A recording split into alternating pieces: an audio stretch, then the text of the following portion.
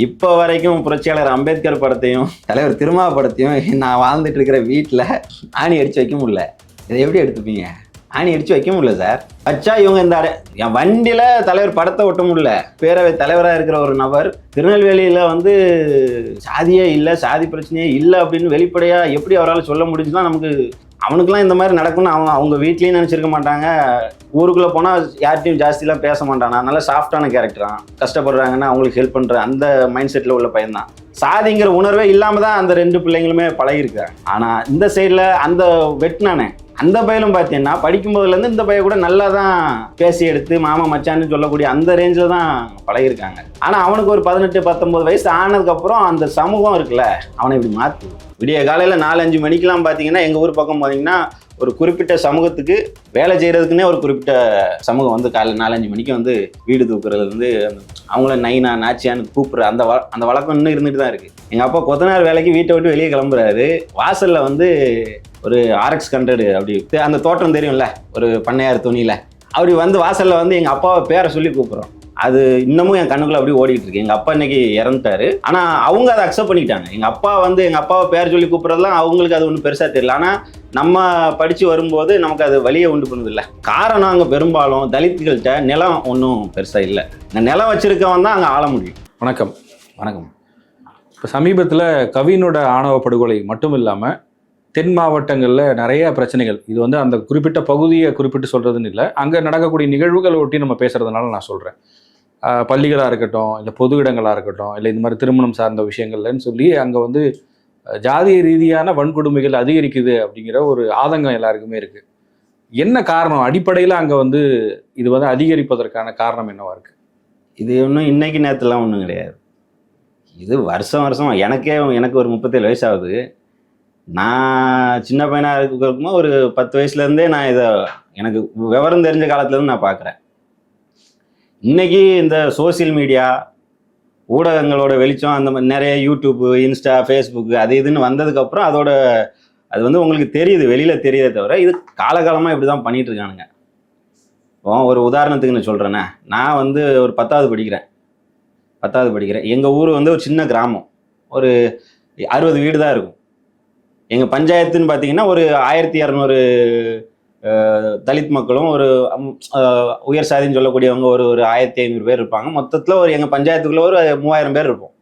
இந்த 3000 பேருக்கு மத்தியில் ஒரு 4 வீடு தான் வந்து அதுலேயும் உயர் சாதின்னு சொல்கிறாங்கல்ல, நான் சொல்கிறது புரியும்னு நினைக்கிறேன். அந்த இதில் ஒரு 4 வீடு தான் இருக்கும்.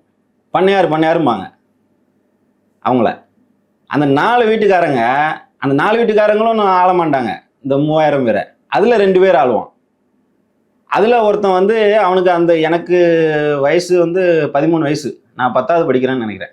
10வது படிக்கும்போது எங்கள் அப்பா கொத்தனார் வேலைக்கு வீட்டை விட்டு வெளியே கிளம்புறாரு.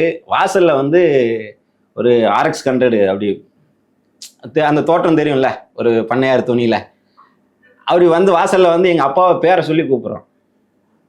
நீங்கள் யோசிச்சு பாருங்கள், எனக்கு 13 வயசு. அன்னைக்கு ஆரம்பித்த போராட்டம் தான் இப்போ வரைக்கும் இந்த சாதிய களத்தில் சாதிக்கு எதிராக போராடி அந்த உணர்வு தான் இப்போ வரைக்கும் நமக்கு வேலை செய்ய தோணுது. எங்கள் அப்பா என் முன்னாடியே பேரை சொல்லி கூப்பிட்றோம். எங்கள் அப்பாவும் அதை அக்செப்ட் பண்ணிட்டு அவருக்கு பதில் சொல்கிறாரு. கூப்பிடுறவர் அப்பாவோட கிட்டத்தட்ட 35 வயசு 40 வயசுக்கு இளையவன். கூப்பிடுறவனுக்கு அந்த டைமில் ஒரு 22-23 வயசு இருக்கும். மாமன்னன் படத்தில் வர மாதிரி இருக்கு. நீங்கள் ஆமாம், அந்த வயசில் அந்த நேரத்தில் அவருக்கு கூப்பிட்ற அந்த நபருக்கு வந்து ஒரு 22-23 வயசு தான் இருக்கும். எனக்கு ஒரு 13 வயசு. நான் அந்த நேரத்துலேயே நான் திருப்பி அடித்தேன். 13 வயசில் வீட்டில் நான் போட்டுக்கிட்டு இருந்த செருப்பை தூக்கிட்டு எரிஞ்சேன்.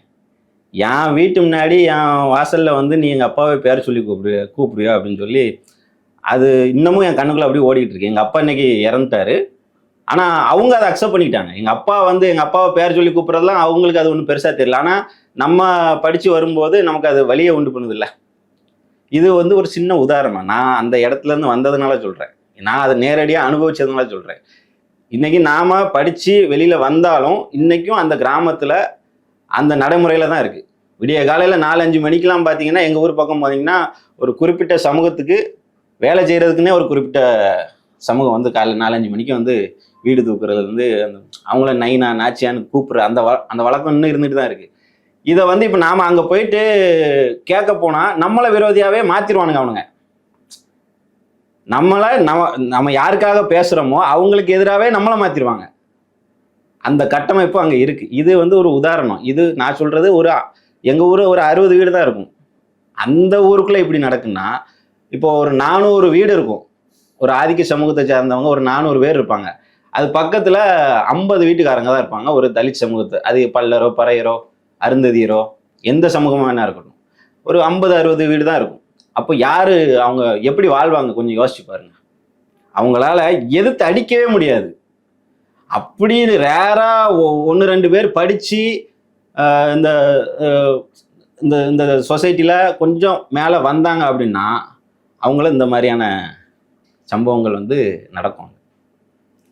ஒன்று பொருளாதாரத்தை உடைப்பானுங்க.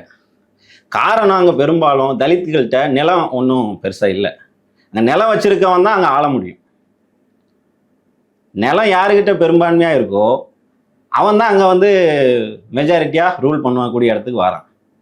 என்னதான் நீங்கள் அரசியலமைப்பு சட்டம் அதுக்கு பாதுகாப்பு கொடுக்குது, இதை கொடுக்குது, அதெல்லாம் ஒன்றும் கிடையாது. அங்கே யார் உங்களுக்கு வலிமையாக இருக்காங்களோ, எந்த சமூகம் வலிமையாக இருக்கோ, வலிமை இல்லாத சமூகத்தை அடக்கி ஒடுக்கி இன்னமும் அந்த நடைமுறை இருந்துக்கிட்டு தான் இருக்கு.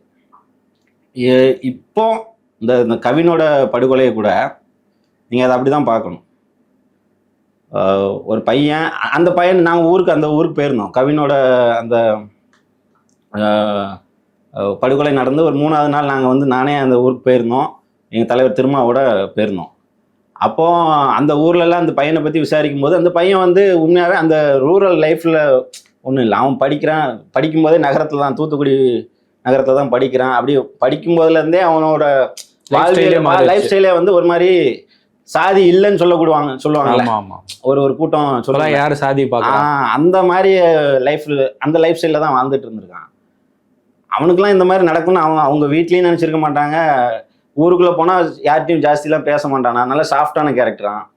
யாரும் கஷ்டப்படுறாங்கன்னா அவங்களுக்கு ஹெல்ப் பண்ணுற அந்த மைண்ட் செட்டில் உள்ள பையன்தான். சாதிங்கிற உணர்வே இல்லாமல் தான் அந்த 2 பிள்ளைங்களுமே பழகிருக்காங்க. ஆனால் இந்த சைடில் அந்த வெட்டினானே அந்த பையலும் பார்த்தீங்கன்னா படிக்கும்போதுலேருந்து இந்த பையன் கூட நல்லா தான் பேசி எடுத்து மாமா மச்சான்னு சொல்லக்கூடிய அந்த ரேஞ்சில் தான் பழகிருக்காங்க. ஆனால் அவனுக்கு ஒரு 18-19 வயசு ஆனதுக்கப்புறம் அந்த சமூகம் இருக்குல்ல அவனை இப்படி மாற்றுது. இது நான் குறிப்பிட்டு அந்த ஒரு சமூகத்தின்னு மட்டும் சொல்லலை, வெட்டுனானே அந்த ஒரு சமூகத்தை மட்டும் சொல்லலை, இது தாழ்த்தப்பட்ட சமூகத்துக்குள்ளேயும் இந்த வேலைகள் நடக்குது. நீங்கள் பறையர் வந்து நான் வெளிப்படையாக சொல்லணும்னா ஒன்றுமே அதில் தப்பும் கிடையாது. பறையர் சமூகத்தை சார்ந்தவங்க பல சமூகத்தால் ஒடுக்கப்படுவாங்க. அதை என்ன சொல்கிறது, பறையர் சமூகத்தை சார்ந்தவங்க அங்கே லோக்கலில் வந்து இன்னும் குறிப்பிட்டு சொல்ல போனால் அந்த பக்கம் இந்த குதிரை வண்ணார்கள் சமூகம்லாம் இருக்குது. அவங்கெல்லாம் வந்து வாய்ஸே கிடையாது, அவங்களுக்கு குரல் கொடுக்கவே இங்கே யாரும் இல்லாத அந்த சூழல் அங்கே இருக்குது. ரொம்ப மைனாரிட்டியாக இருப்பாங்க. பறையர் சமூகத்துக்காரங்களே அங்கே வந்து ஒடுக்குவாங்க அவங்கள. இப்போ இந்த சாதி உளவியல் வந்து வெறுமனே பணம் படைச்சவன் நிலக்கிழார் அப்படி இல்லாமல் அந்த ஒரு அது வந்து ஒரு கலாச்சாரமாகவே அங்கே பரவி ஒரு நோய் மாதிரி தான் அது. இல்லை எல்லாருக்கிட்டையும் இருக்குது. என்ன சந்தேகம்னா, இப்போ நீங்கள் சொல்கிற மாதிரி 10 வருஷம் 20 வருஷம் 30 வருஷத்துக்கு முன்னாடி இருந்த சூழ்நிலை வேற. இன்னைக்கு டெக்னாலஜி வந்துருச்சு, உலகம் எங்கேயோ போயிடுச்சு. இன்னைக்கும் வந்து அப்படி ஒரு கட்டமைப்புக்குள்ள இன்னைக்கு வர ஒரு புதிய தலைமுறை பசங்க உலகம் எங்கே போயிருக்குன்னு நினைக்கிய? இல்லை டெக்னாலஜியாவை திறந்தா அதுக்குள்ளே சாதி படத்தை போட்டு தானே யார் வைக்கிறா? MBA முடிச்சிருப்பான், நல்ல ஐடி கம்பெனியில் ஒர்க் பண்ணுவான், அவன் வைப்பான். நான் இன்ன பேருக்கு பின்னாடி அவன் சாதியை போட்டு வைப்பான். ஃபேஸ்புக்கை திறங்க, நான் காட்டுறேன். படித்த எத்தனையோ பேர் வந்து அவன் பேருக்கு பின்னாடி சாதியை போட்டு வைக்கிறத. ஆனால் அதே இது ஒரு தாழ்த்தப்பட்டவன் தன்னோட உரிமைக்காக தன்னோட அடையாளத்தை வெளியில் காட்டினான்னா அவனை வந்து சாதி வெறியம்மா. அவன் உண்மையாகவே சாதி வெறியோடு வச்சிருக்க மாட்டான் தன்னோட ஏன்னா நீ காலங்காலமாக என்ன ஒடுக்குற, இப்போ என் சமூகத்துக்காரங்களை நான் ஆர்கனைஸ் பண்ணி நான் ஒரு புரட்சி பண்ணுறேன்னு சொல்லி அவன் உரிமைக்காக அவனோட வாழ்வியலுக்காக ஒரு போராட்டத்துக்காக ஒரு தன்னை அடையாளப்படுத்திக்கிறதுக்கு ஒரு பேரை ஒரு சாதி பேரை பின்னாடி வைக்கிறான்னா அதை வந்து அவனை சாதி முத்திரை குத்தி அவனை வந்து ஒடுக்குறது அதெல்லாம் நடக்க தானே செய்யுது. அது யார் பண்ணுறா? இன்னைக்கு உலகம்லாம் எங்கேயும் போகலை. இன்னும் இந்த நாடு சாதியால் அது சாதிக்குள்ளேயே தான் சுற்றிட்டு கிடக்குது. தமிழ்நாட்டில் மட்டும் இல்லையா, ஒட்டுமொத்த இந்தியாவிலையும். இப்போ நீங்கள் சொல்கிறீங்க கலாச்சாரமாக அப்படி தானே இருக்குது. 2 பசங்க இருக்காங்க, வேறு சமூகத்தை சேர்ந்தவங்களா இருந்தாலும் படிக்கும்போது மாமா மச்சான் இல்லை நண்பர்களாக இருக்காங்க. ஒரு குறிப்பிட்ட 18 வயசு 19 வயசு 20 வயசுல அவன் மாறுறான்னா அந்த இடத்துல என்ன நடக்குது? பிரதர், கல்லூரி படிக்கிற வரைக்கும் எனக்கு வந்து நல்ல நண்பர்கள்லாம் சாதியில் இருந்தாங்க, எல்லா சாதியிலையும் இருந்தாங்க. கல்லூரி முடித்ததுக்கப்புறம் ஒரு ஒரு என்ன சொல்கிறது, ஒரு 21 வயசு 22 வயசுக்கு அப்புறம் இந்த பொது சமூகத்தோட நம்ம வந்து கலக்கிறோம். எப்படின்னா அது செய்திகள் அப்சர்வ் பண்ணுறேன். அதுக்கு முன்னாடி வரைக்கும் விளையாட்டுத்தனமாக கல்லூரியில் சும்மா நேரத்தை பொழுதுபோக்கிக்கிட்டு அந்த மாதிரி போயிட்டு இருக்கும்போது ஒரு 22 வயசுக்கு அப்புறம் நமக்கு ஒரு பொறுப்பு வரும்ல. நம்ம ஊருக்கு ஏதாவது செய்யணும்.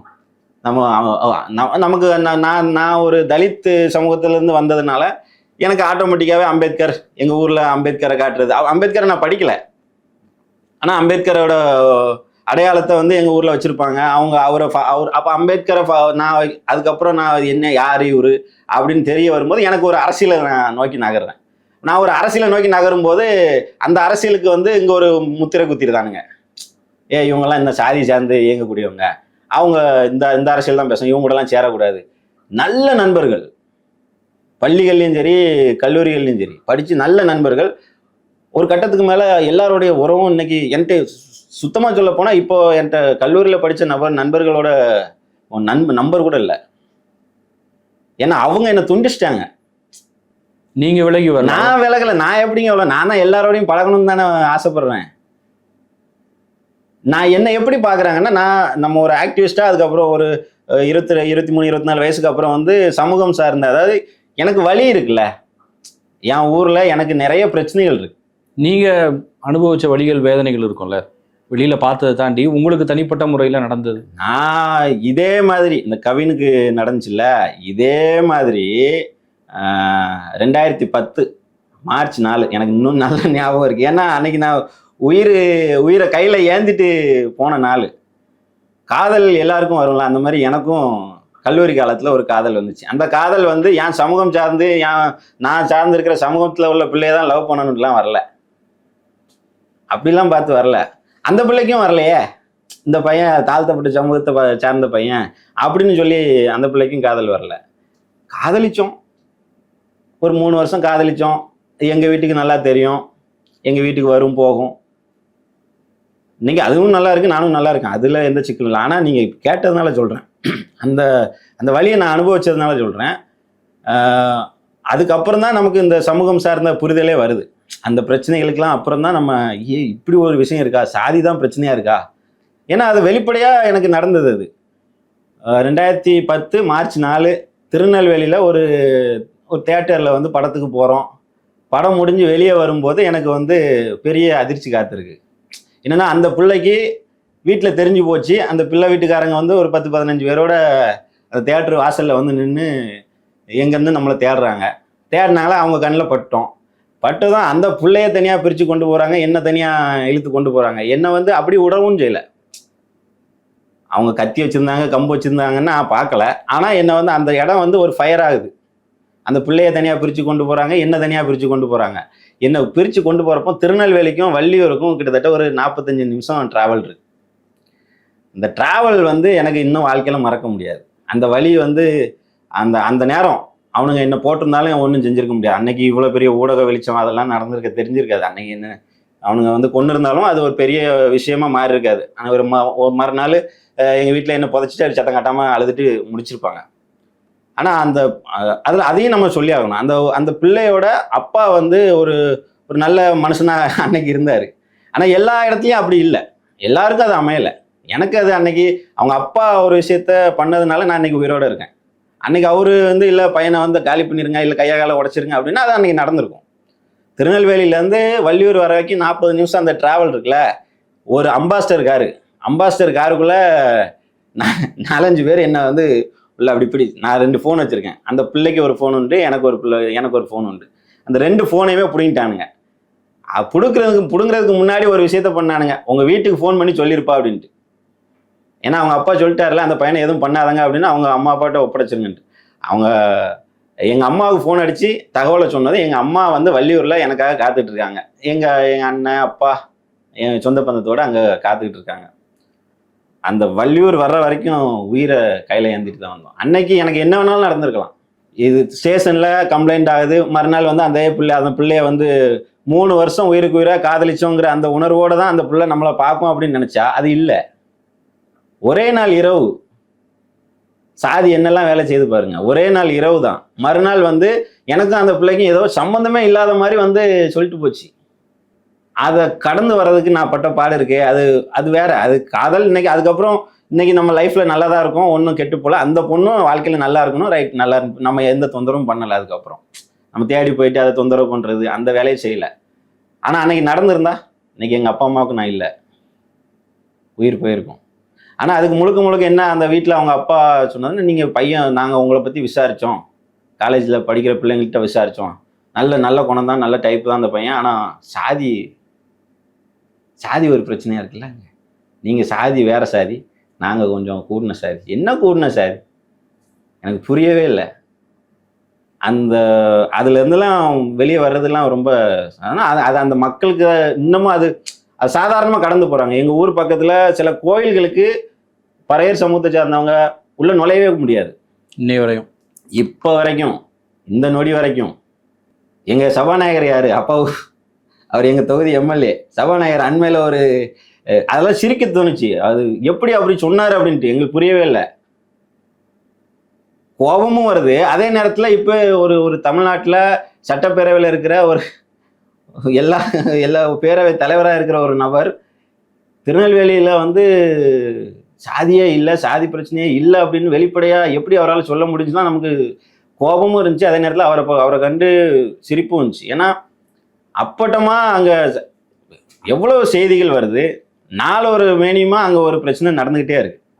இன்னைக்கு உங்களுக்கு சம்பவம் தெரியுமா, அம்பாசமுத்திரம் பக்கத்துல கௌதமபுரின்னு சொல்லி ஒரு கிராமத்துல ஒரு 9th படிக்கிற ஒரு பொண்ணை பாலியல் வன்கொடுமைக்கு ஆளாக்கி நேற்று விடுதலை சிறுத்தைகள் கட்சியை சார்ந்த தோழர்கள் வந்து கலெக்டர் ஆஃபீஸில் முற்றுகையிட்டு அங்கே மனுவை கொடுத்துருக்காங்க. காரணம், அந்த அந்த அந்த அந்த பிள்ளைங்க படித்த ஸ்கூல் வந்து இருக்குல்ல, அது ஒரு குறிப்பிட்ட சமூகத்தை சார்ந்தவங்க. அந்த பள்ளியில் முக்கியமான புள்ளியோட டிரைவர் ஒருத்தர் தான் அந்த வேலையை செஞ்சுருக்காரு.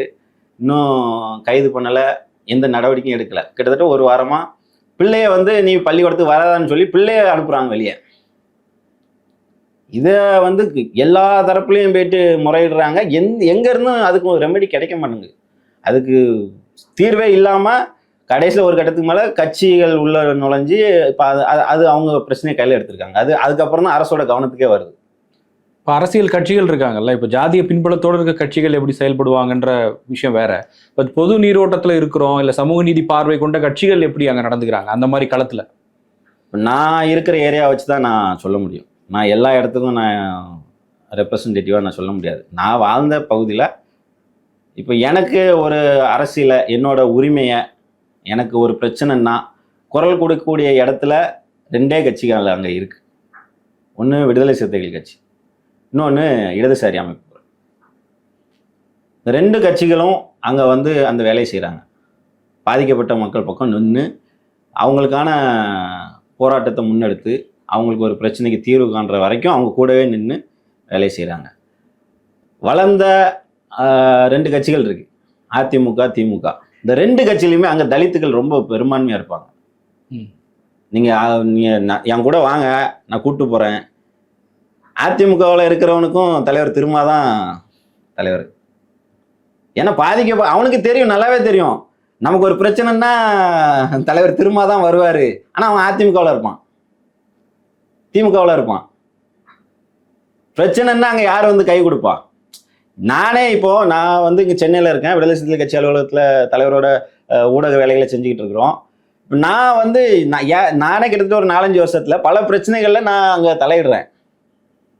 அங்கே இருக்கிற போலீஸ் ஸ்டேஷனுக்கு தகவல் கொடுத்து பேசி எடுத்து அங்குள்ள எஸ்ஐ, இன்ஸ்பெக்டர் அவங்ககிட்டலாம் நம்ம பேசுகிறோம். இப்போ எனக்கு அப்போ இதுதானே எனக்கான ஒரு எனக்கான அரசியல் யார் பேசுகிறாங்களோ அவங்கள. அதே இது எல்லா சமூகத்திலையும் ஒரு அரசியல் அமைப்புகள், ஒரு அரசியல் சார்ந்து இயங்கக்கூடிய, உதிரியா சாதியை வளர்க்கக்கூடிய அவங்க பேருக்கு அரசியல் கட்சிகள்னு சொல்லிடுவாங்க. ஆனால் அவங்க செய்கிற வேலை என்னன்னா அந்த சமூகத்துக்காக வேலை செய்கிறது. எல்லா சமூகத்திலையும் பொது கட்சியில இருப்பாங்க. இப்போ திமுக, அதிமுக மேலே எந்த சாதிய முத்திரையும் குத்திக்குது. ஆனால் அந்த கட்சியில் இருக்கிற எல்லாருக்கும் சாதி இருக்கும். சாதி வந்து அது வந்து அது ஒரு நோயாகவே அது அது வந்து எவ்வளோதான் நீங்கள் நாங்கள் சாதி பார்க்க மாட்டோம்மா பழக மாட்டோம்மா, ஆனால் என் வீட்டில் வந்து சாப்பிட மாட்டான். நான் அவனுக்கு நான் நல்லா தான் கவனிப்பேன், நல்ல நீட்டாக தான் சுத்தமாக தான் சோறு கீரெலாம் போடுவேன், ஆனால் என் வீட்டில் சாப்பிட மாட்டான். ஆனால் எனக்கு இன்னும் பக்கத்தில் உட்காந்துக்கிடுவான். அதெல்லாம் வெளியில் வந்து அந்த வேலையை செய்வானுங்க. ஆனால் உள்ளுக்குள்ளே சாதியாக தான் இன்னமும் ஒவ்வொருத்தனும் பழகிட்டு இருக்கான். சின்ன சின்ன உதிரி அமைப்புகள் வந்து அங்கே ஒரு 18 வயசு 19 வயசு தாண்டிட்டினாலே அந்த பசங்களை கையில் எடுக்கிறானுங்க. இது தலித் சமூகத்திலையும் நடக்கு. நான் ஒரு பொது நீரோட்டத்துக்கு வந்துட்டேன். வெறுமன ஒரு குறிப்பிட்ட சமூகத்தில் என்ன அடையாளப்படுத்திக்கிட்டாலும், ஆனால் நான் அந்த ஒரு சமூகத்துக்காக மட்டும் நின்று பேசணும் அப்படிங்கிற இடத்துல நம்ம இல்லை. பொது சமூகத்தில் எந்த சமூகத்துக்கு யார் பாதிக்கப்பட்டாலும் அவங்களுக்கு குரல் கொடுக்கணும் அப்படிங்கிற அரசியலை நான் சார்ந்த அமைப்பு, நான் சார்ந்த எனக்கான தலைவர் வந்து அதை எனக்கு சொல்லிக் கொடுக்குறாரு. தொடர்ந்து அவரும் அதே வேலையை தான் செஞ்சுட்டு, கிட்டத்தட்ட ஒரு 30-35 வருஷமா அவரும் அந்த வேலையை செய்யறதுனால எனக்கு சாதி சார்ந்த பெருமையும் கிடையாது, ஒன்றும் கிடையாது. சக மனுஷனா பார்க்கணும். இதுதான் ஐடியாலஜிக்கலா நாம அம்பேத்கரிய வழியில, மார்க்சிய வழியில பெரியாரை ஃபாலோ பண்ணி அண்ணன் தலைவர் திருமாவை வந்து நம்ம உள்வாங்கிக்கிட்டதுனால நம்ம களத்தில் அப்படிதான் இயங்குறோம். ஆனால் எல்லாத்துக்கும் இப்படி ஒரு தலைவரும் கிடைக்க மாட்டார். எல்லா சமூகத்துக்கும் இப்படி ஒரு ஆள் இல்லை. இந்த சம்பவத்தில் கூட சார், இந்த கவினோட பிரச்சனைகள்ல அதே அந்த சுர்ஜித் இருக்காங்கல்ல, அந்த சமூகத்தை சார்ந்த பலர் எனக்கு நல்ல நட்புல இருக்காங்க. அந்த சமூகத்தை சார்ந்த ஃப்ரெண்டுங்க எனக்கு, நான் பள்ளி பருவத்திலேருந்து இப்போ வரைக்கும் எனக்கு க்ளோஸ் ஃப்ரெண்டுன்னு சொல்லக்கூடிய ஒரு ஃபேமிலி. நான் அவங்ககிட்டலாம் நான் இப்போ வரைக்கும் நான் அவங்க வீட்டில் ஒரு பிள்ளை மாதிரி தான். அவங்க என்ன அது என்னன்னா, நீங்கள் அவங்களும் இந்த பொது சமூகத்தோட வெளியில் ஒரு பார்வைக்கு வந்ததுக்கப்புறம் அதெல்லாம் மாற்றம் நடக்கும். அதே ஊரில் மற்ற நபர்கள் இருப்பாங்க, அவங்க என்ன சாதியாக தான் பார்ப்பாங்க. நான் இப்போ என்னன்னா, இப்போ நம்ம சென்னை மாதிரி நகரங்களில் எல்லா ஜாதியை சேர்ந்தவர்களும் இருக்கிறாங்க. இங்கே வீடு பார்க்குறதுலையோ இல்லை அந்த மாதிரி விஷயங்கள்ல வெளிப்படையாக அங்கே இருக்க மாதிரி. நீங்கள் வேற சார், நான் சென்னைக்கு 2010 அங்கே வரேன். சென்னைக்கு 2010ன்னா இன்னைக்கு 2025. இப்போ வரைக்கும் புரட்சியாளர் அம்பேத்கர் படத்தையும் தலைவர் திருமா படத்தையும் நான் வாழ்ந்துட்டு இருக்கிற வீட்டில் ஆணி அடித்து வைக்க முடியல. இதை எப்படி எடுத்துப்பீங்க? ஆணி அடித்து வைக்க முடியல சார். வச்சா இவங்க என் வண்டியில் தலைவர் படத்தை ஒட்ட முடியல. நான் ரொம்ப நேசிக்கிற தலைவர்களை வந்து நான் வாழ்கிறேன். நான் காசு கொடுத்து தான் இருக்கோம், சும்மா இல்லை. இருக்கிற வீடுகளில் கிட்டத்தட்ட வருஷத்துக்கு 2 வீடெலாம் மாறின அனுபவம் இருக்குது. நான் இந்த அரசியல் செயல்பாட்டில் இந்த கட்சிகளோட இயங்குற இந்த மாதிரியான அரசியல் பின்னணியில் நம்ம இயங்குறோம் அப்படின்னு தெரிஞ்சதுக்கு அப்புறமே என்னை வந்து வெளிப்படையாக, தம்பி வீட்டை காலி பண்ணிடுங்க தம்பி, இது நமக்கு இதெல்லாம் செட் ஆகாது. எப்படி? அவனும் அதே ஊருக்காரன் தான், திருநெல்வேலிக்காரன். இங்கே வந்து சொந்த வீடு எடுத்து இப்போ நம்ம வாடகை கொடுத்துட்டு தான் இருக்கிறோம். ஆனால் நம்ம அதுக்காக நான் இதில் எப்படி நம்ம வந்து மறைச்சா வாழ முடியும்? இன்றைக்கி நான் உங்ககிட்ட போய் சொல்லிடலாம். நான் தொடர்ந்து அதுக்காக உங்ககிட்ட பொய்யாவே நான் வாழணும் எனக்கு என்ன கட்டாயம் இருக்குது? நான் என் வாழ்க்கையை வாழ்கிறேன், நான் எனக்கு பிடிச்ச மாதிரி வாழணும்னு நினைப்பேன். ஆனால் இந்த சொசைட்டியில் அது இப்படி முடியலையே. இது எனக்கு மட்டும்தானே நடக்குது, உங்களுக்கு நடக்குதா? எனக்கு எங்கள் அப்பாவுக்கு அப்புறம் எங்கள் தலைவரை தான் பிடிக்கும். எங்கள் அப்பா படத்தை நான் மாட்டிட்டேன், என் தலைவர் படத்தை என் வீட்டில் சோத்துல மாட்ட முடியல. அப்போ சிட்டி என்ன, கிராமம் என்ன, சாதியாக தானே இந்த ஊர் இருக்குது. அதில் வந்து இங்கே என்ன உங்களுக்கு வசதிகள் இருக்குது, உங்களுக்கு இங்கே வசதிகள் இருக்கே தவிர, வாழ்கிறதுக்கு வசதிகள் நிறைய இருக்கே தவிர, அங்கே ஏசி போட்டு வாழ முடியாது, இங்கே ஏசி போட்டு வாழ்ந்துக்கலாம். அவ்வளோதான். உங்கள் உள் மனசு என்ன சொல்லுது? உங்கள் உள் மனசு முழுக்க சாதியாக தானே இருக்குது. என்னதான் நான் அனுபவிச்சுட்டு இருக்கேன். நான் ஸ்டில் இப்போ வரைக்கும் நான் அனுபவிச்சுட்டு இருக்கேன். என் பொண்ணுக்கு 3வது பிறந்த நாளுக்கு எங்கள் தலைவர் வந்து ஒரு பெரிய படம், நான் அவரை வந்து ஃபோட்டோ எடுத்து அந்த படத்தை நான் தலைவருக்கு கொடுத்தப்போ அவர் எனக்கு வந்து அதில் வந்து என் பொண்ணுக்கு பிறந்த நாளுக்கு ஒரு வாழ்த்து போட்டு வச்சிருக்கிறாரு. என் பொண்ணு பேர் சங்கமித்திரை, அவர் தான் வச்சார். சங்கமித்திரை பேரை போட்டு குழந்தைக்கு வாழ்த்துக்கள்னு போட்டு ஒரு அன்னைக்கு உள்ள டேட் போட்டு கையெழுத்து போட்டு. இதை நீங்கள் என்ன நினைப்பீங்க? எப்படி உங்களுக்கு பிடிச்ச நபர் ஒரு லைஃப்பில் வந்து ஒரு மெமரியாக ஒரு விஷயத்த தாராரு, ஒரு கிஃப்டாக தராரு. நீங்கள் எப்படி பாதுகாக்கணும்னு நினைப்பீங்க, அதை எப்படி ஒரு விசிபிளாக வைக்கணும்னு நினைப்பீங்க நீங்கள் இருக்கிற ரூமில், வாழ்கிற வீட்டில். என் வீட்டுக்கு வாங்க, நான் காட்டுறேன். இன்னமும் துணி போட்டு பொதிஞ்சு அந்த ஃபோட்டோவை அப்படி வச்சுருக்கேன். நான் இதை என்னைக்கு மாட்டோம், என் சொந்த வீடு நான் இங்கே என்னைக்கு வாங்கி வாழ்கிறனோ அன்னைக்கு நான் அதை வைக்க முடியும். ஏன்னா அப்போ தான் என்னை எவனும் கேள்வி கேட்க மாட்டான். அப்போ இங்கே என்ன ரூல் பண்ணுதுன்னு நீங்கள் இதுலேருந்து என்ன யோசிக்கணும். பொருளாதாரம் ஒன்று, பொருளாதாரம் ஒரு பெரிய பிரச்சனை. நான் பொருளாதாரமாகவே நான் வளர்ந்தாலும் நான் எங்கே போயிட்டு நான் மாம்பழம், வெஸ்ட் மாம்பழம், மயிலாப்பூர் ஏரியாவில் வீடு வாங்கி இருக்க முடியுமா? சிட்டி தானே, நீங்கள் சொல்கிற சிட்டி தானே. அக்ரகாரத்து இருக்கிற ஏரியாவில் நான் வீடு வாங்கி வாழ முடியுமா? முடியாதுல்ல. சொல்லுங்கள் சார், முடியுமா? அப்போது நகரம் கிராமங்கிறதெல்லாம் தாண்டி சாதிங்கிறது ஒரு அது பிறந்த குழந்தையில இருந்தே இங்கே நமக்கு அது தாய்ப்பால் மாதிரி அதை ஊட்டிக்கிட்டே இருக்காங்க. இப்போ எனக்கு என்ன மாதிரியான இன்புட்டு கொடுத்துருப்பாங்கன்னா, நான் வளர்ந்த காலத்தில் எங்கள் அப்பா வந்து யாரையும் சாதி பார்த்துலாம் பழக சொல்லலை. ஏன்னா நம்மளை தான் சாதி பார்த்தா ஒதுக்கி வச்சுருக்கானே, அப்புறம் எப்படி நாங்கள் சாதி பார்த்து ஒருத்தங்களை ஒதுக்க முடியும்? நம்மக்கிட்ட நிலம் இல்லை, நாம் இன்னொருத்தங்களை சார்ந்து தான் வாழ வேண்டியிருக்கு. கல்வி மட்டும்தான் நமக்கான ஒரு ஆயுதமாக வேணும் அப்படிங்கிறத ஒன்று தான் எங்கள் அப்பா அம்மாவுக்கு. இப்போ வரைக்கும் எங்கள் அம்மாலாம் 100 நாள் வேலைக்கு தான் வேலைக்கு போயிட்டுருக்காங்க. கல்வியில் ஆனால் நம்ம பிள்ளைங்க கல்வியை கொடுத்துட்டோம்னா, பிள்ளைகளுக்கு ஒரு படிப்புக்கு உண்டான வசதியை ஏற்படுத்தி கொடுத்துட்டோம்னா அதுங்க லைஃப்பை பிடிச்சிட்டு போயிடும். ஆனால் கல்வி கற்றுக்கிட்டு வெளியில் இந்த சமூகத்தோட ஒண்டி வாழலான்னா படித்தவன் தானே நம்மளை வந்து படித்த நபர். இப்போ உண்மையாக சொல்ல போனால் 46 பேர்கிட்ட காலேஜில் படித்தோம். ஒரு நபர் கூட தொடர்பில் இல்லை, ஒரு நபர் கூட. அன்றாடம் இப்போ நீங்கள் போகிறீங்கன்னா மனைவி குழந்தை குட்டிங்கிறத தாண்டி வீட்டை விட்டு வெளியே வந்தால் பள்ளியில் கூட படித்த பையன், நாங்கள் பாலிய சிநேகிதர்கள் அப்படின்னு சொல்லிக்கிறதுக்கு 1-2 பேர் இருப்பாங்கல்ல. கல்லூரியில் நாங்கள் படித்தோம், நண்பர்கள் வட்டம் அப்படின்னு சொல்லிட்டு ஒரு 2-3 பேர் இருப்பாங்களா.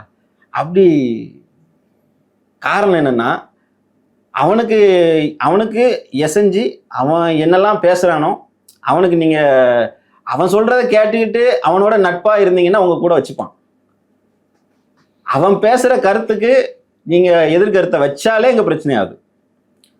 நாம் படிக்கிறோம், அவன் படிக்க மாட்டேங்கிறான். அவன் கல்லூரி அதுக்கு மேலே என்ன படித்தாலும் சமூகத்தை படிக்கிறதுன்னு ஒன்று இருக்குல்ல. சமூகத்தை படிக்காமல் நீங்கள் இப்போ எந்த கல்வியை படித்தாலும் அது பிரயோஜனம் இல்லைல்ல. என்ன வேணால் படிங்க, ஐஏஎஸ் படிங்க, ஐபிஎஸ் படிங்க, ஆனால் அவனும் தான் சாதியாக தானே இங்கே இயங்குறான். எவ்வளோ சான்றுகளை சொல்ல முடியும்? இன்னைக்கு நீதிமன்ற நீதிபதிகளாக இருக்கட்டும், வழக்கறிஞர்களாக இருக்கட்டும், ஐஏஎஸ்களாக இருக்கட்டும், எவ்வளோ பிரச்சனைகளை டெய்லி அன்றாடம் நாங்களாம் சந்திச்சுக்கிட்டு இருக்கோம். சாதிங்கிறது அது உயர் சாதிங்கிற அந்த வர்ணத்துக்குள்ளே இருக்கிற 4 பேர்த்துக்கு மட்டும் இல்லை, கீழே இருக்கிற அது தலித் சமூகத்துக்குள்ளேயே அது இன்னைக்கு ஊடுருவி தான் வேலை செய்யுது. சின்ன சின்ன அமைப்புகளை உருவாக்கிட்டு அவன் வளர்கிறதுக்காக தான் அந்த சார்ந்த சமூகத்து இளைஞர்களை தப்பாக வழி நடத்தக்கூடிய ஒரு போக்கு தென் மாவட்டங்களில் அதிகமாகவே இருக்குது.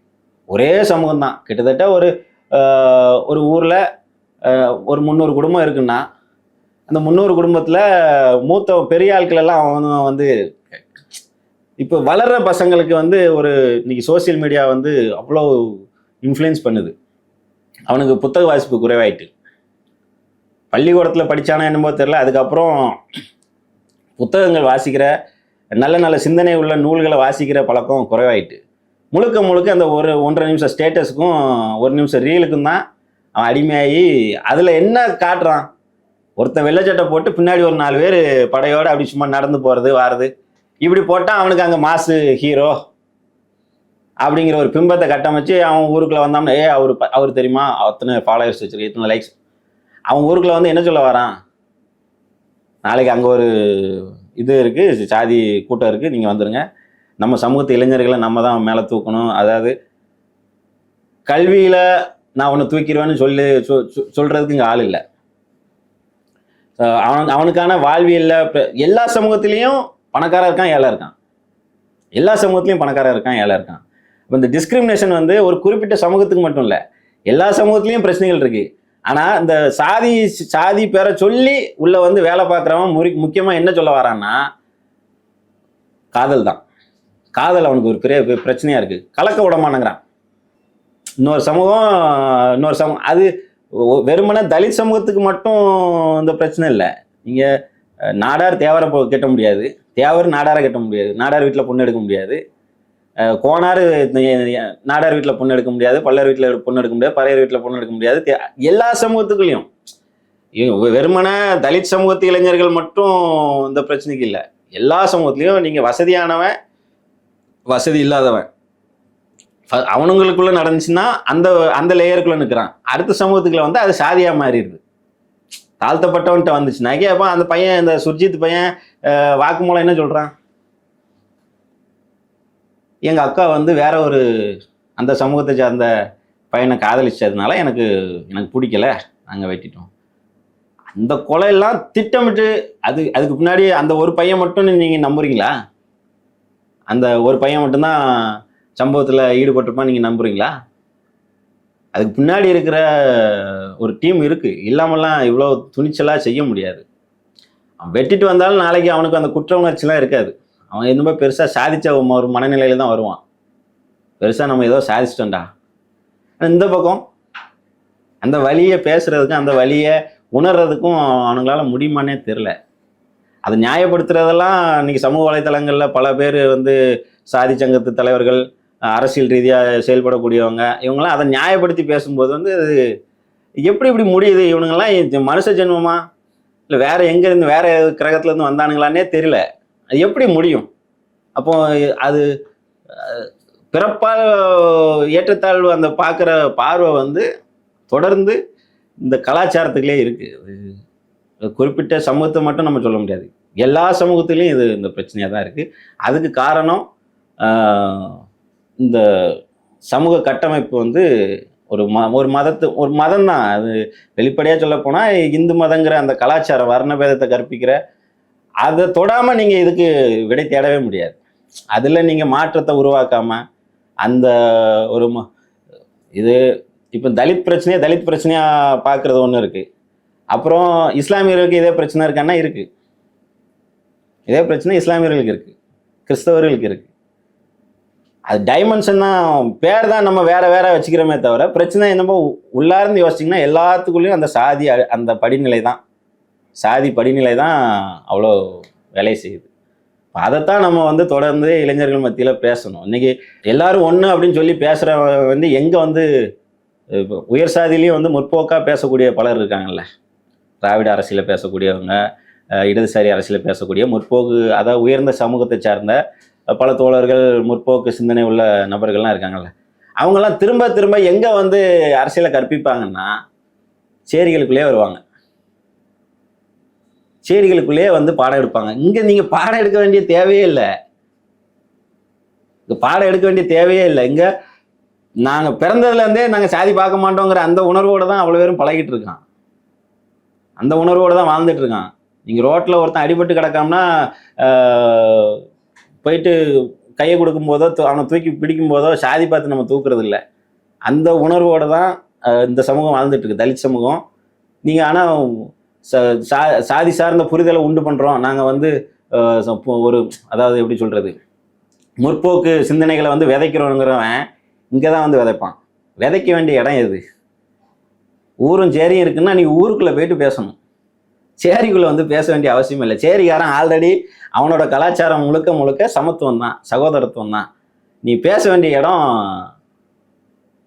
உயர் சாதி தெருக்களில், ஊர்களில், அங்கே உள்ள பெண்கள்கிட்ட, அங்கே உள்ள இளைஞர்கள்ட்ட, அவங்ககிட்ட போய் பேசணும். நீ திரும்ப அடிபட்டு வழிபட்டவன் வழியில் இருக்கிறவங்ககிட்டே வந்து எப்போ நீ ஏன்ப்பா அங்கே போன அப்படின்னா, ஏன்ப்பா அடிச்சேன்னு சொல்லி அடித்தவனை கேட்குறதுக்கு இங்கே ஆள் இல்லை. என்ன அடிச்சுட்டான், நான் வழியில் இருக்கேன், என்ன என் கண்ணீரை துடைக்கிறதுக்கு ரைட் வந்திருக்க, ஆனால் நீ எதுக்குப்பா அங்கே போகணும்?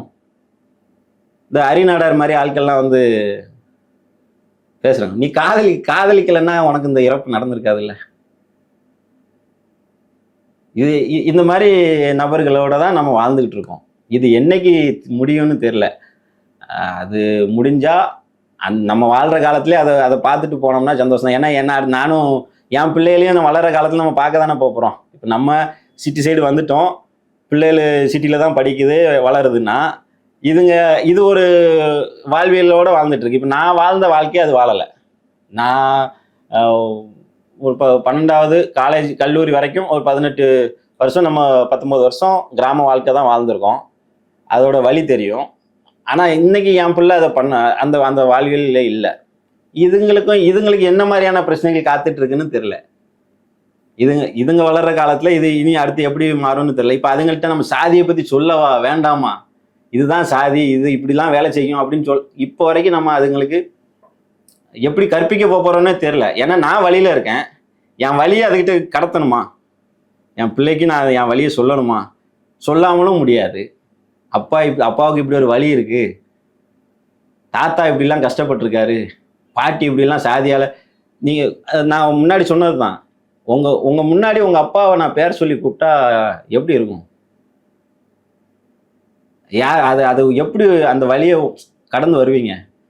ஆனால் அதில் ஒரு விஷயத்த சொல்கிறேன். அன்னைக்கு நான் செருப்பை கொண்டு அடித்தேன்ல, இப்போ வரைக்கும் அவன் என்ன நீங்கள் வாங்கன்னு தான் கூப்பிடுவான். நான் இப்போ ஊருக்குள்ளெல்லாம் போகும்போது இப்போ வரைக்கும் அவன் என்ன நீங்கள் வாங்கன்னு தான் கூப்பிடுவான். ஏன்னா அந்த ஒன்று தான் நம்மளை அந்த அரசியலுக்குள்ளே நம்ம அரசியல் படுத்துறது எப்படிங்கிற விஷயத்தில் தான் இருக்குது. சமத்துவம், சகோதரத்துவம், நம்ம சுதந்திரமாக வாழ்கிறதுக்கு நமக்கு ஒரு கருத்தியல் தேவைப்படுது. அந்த கருத்தியல் எந்த அமைப்பு நமக்கு கொடுக்குதோ அந்த அமைப்பை நோக்கி அந்த அமைப்போட சேர்ந்து பயணிக்கிறது ஒன்று இருக்குது. அப்படி பயணிக்கும் போது நமக்கு ஒரு சொசைட்டி, நமக்கு ஒரு பாதுகாப்பையும் கொடுக்குது. அந்த பாதுகாப்புங்கிறது அரசியல் ரீதியாக. இப்போ எனக்கு ஒரு பிரச்சனைனா என்னால் தீர்த்துக்க முடியும்.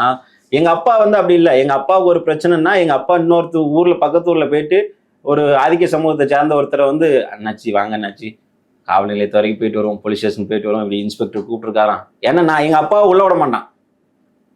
எங்கள் அப்பாவை உள்ள விட்டு நேராக இன்ஸ்பெக்டருக்கு நேராக உட்கார வைக்க விட மாட்டான். அவன் எங்கள் அப்பாவை விட அறிவில் குறைஞ்சவனாக இருப்பான். ஆனால் பொருளாதாரத்தில் சாதியில் உயர்ந்தவனாக இருக்கிறதுனால கூப்பிட்டு உள்ள உட்கார வச்சு அதிகார வர்க்கம் அவரோட தான் தொடர்பு கொள்ளும். என் பிரச்சனைக்கு அவன் பேசுவான். ஆனால் இன்னைக்கு சூழல் அப்படி இல்லை. நாங்கள் இப்போ எங்களோட பிரச்சனையை நாங்கள் பேசுகிறோம், எங்களோட வழியை நாங்கள் வெளியில் சொல்கிறோம். எனக்கான பிரச்சனைக்கு எனக்கான தீர்வை நானே தேடிக்கிற அளவுக்கு ஒரு அரசியல் எனக்கு கற்பிக்கப்பட்டிருக்கு. அந்த புரிதல்லேருந்து தான் நாம் தொடர்ந்து இந்த புரிதல் நகரத்துக்கு வந்ததுனால தான் எனக்கு கிடச்சி. நான் இன்னும் அந்த ஊருக்குள்ளே சுற்றிட்டு இருந்தோம்னா நானும் இதே மாதிரி எதிர்த்து அடிச்சிருந்தா என் மேலே வழக்கு வந்திருக்கும், இல்லைன்னா நான் கத்தி எடுத்துக்கிட்டு இருக்கோம். ஏன்னா நமக்கு அந்த பிரச்சனை இருக்குது. சாதியால் என்னை திட்டினீங்க வச்சிங்கன்னா நான் பார்த்துட்டு சும்மா இருக்க முடியாது. ஒன்று திருப்பி அடிப்பேன், இல்லை நீங்கள் ஆயுதத்தை எடுத்தால் நானும் ஆயுதத்தை எடுப்பேன். அந்த புரிதல் நமக்கு இருக்குது. ஆனால் ஆயுதம் அது ஒரு தீர்வு இல்லை.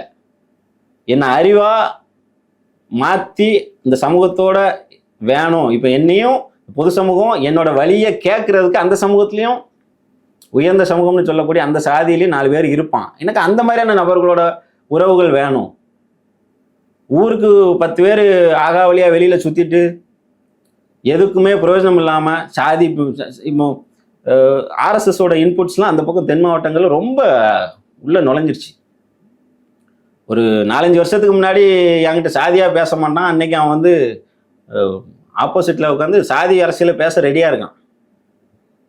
என் கூட பள்ளி பருவத்துலேருந்தே படிச்சிருப்பான்.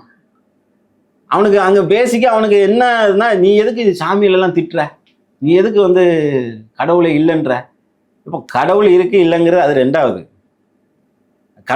கடவுள் பேரில் தானேப்பா இங்கே அவ்வளோ பிரச்சனையும் நடக்கு. இந்த சாதியை அது மூலமாக தானே எனக்கு ஒரு தெய்வம் இருக்குது, உனக்கு ஒரு தெய்வம் இருக்குது. எப்படி இருந்துச்சு?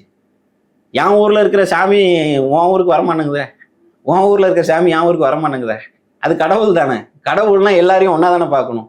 நான் உன் ஊருக்கு நின்னாலும் எப்போ வாப்பா நல்லா இருக்கியான்னு சொல்லி எனக்கு திருநேர் போடணும்ல, நீ நல்லா இருப்பப்பா அப்படின்னு சொல்லி எனக்கும் திருநேர் போடணும்ல. உன் சாமி என் சாமி அதே தப்பு தானே செய்யுது, உனக்கு திருநேர் போட மாட்டேங்களா? அப்போ அங்கே ஏதோ ஒரு விஷயம் நமக்கு டிஸ்டன்ஸ் இருக்குல்ல. அப்போ அதை பேசுறதுக்கு அந்த உயர் சமூகம்னு சொல்லக்கூடிய எல்லா சமூகத்திலையும் நல்ல நபர்கள் இருக்கத்தான் செய்தாங்க. அவங்கள மாதிரியான ஆட்களை கண்டுபிடிச்சி அவங்கள நம்மளோட வழியை பேச வைக்கிறதுல தான் இந்த அரசியல் மாற்றம் நடக்கும்னு நான் நம்புகிறேன். நன்றி. விரிவாக நீங்கள் பேசுனீங்க. எல்லாமே ஆரம்பத்திலேருந்து இறுதி வரைக்குமே ஒரு நல்ல புரிதல் வரும்னு நினைக்கிறேன் எல்லாருக்கும். நன்றி.